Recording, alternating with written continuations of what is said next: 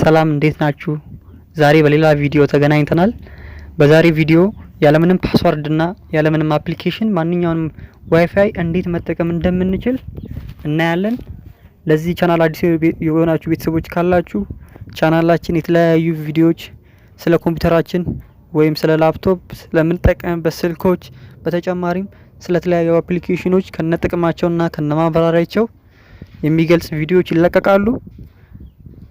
ስለዚህ ሰብስክራይብ በማድረግ የደውሏን ምልክትን በመጫን ተቀላቀሉን፣ ቤተሰብ እንሆን። በዚህ ቻናል የሚለቀቁ አዳዲስ ቪዲዮዎች በቅድሚያ ይደርሳችኋል ማለት ነው። አሁን ወደ ቪዲዮ እንገባለን። አሁን እንዴት መጠቀም እንደምንችል አሳያችኋለሁ። እስቲ በመጀመሪያ በአቅራቢያ የሚገኘውን ዋይፋይ እንዳለ ቼክ ለማድረግ የስልክ ሴቲንግ ውስጥ ገባና ዋይፋይ የምትለው አነካታለሁ።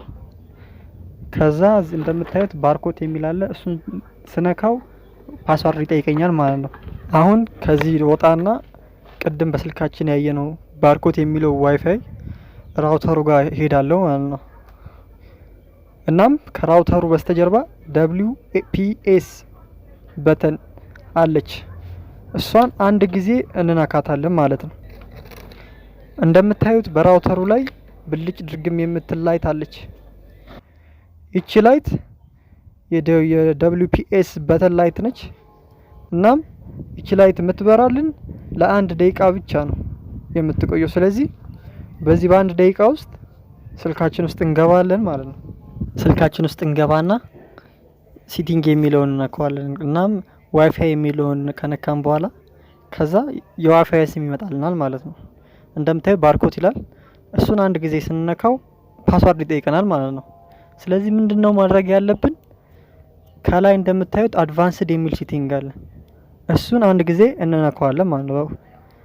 በመቀጠል WPS ፑሽ በተን የምትለዋን ካገኘን በኋላ እሷን አንድ ጊዜ እንነካታለን። እንደምታዩት ለመክፈት ሎድ እያደረገ ነው። ታዩት አሁን ኮኔክት አድርጎልናል። ስለዚህ የፈለግነውን መጠቀም እንችላለን ማለት ነው። ስለዚህ በዚህ ቀላል መንገድ ብቻ ያለምንም አፕሊኬሽን ሆነ ሶፍትዌር ማንኛውንም ዋይፋይ መጠቀም እንችላለን ማለት ነው። የዛሬ ቪዲዮ እንግዲህ ይሄንን ይመስላል።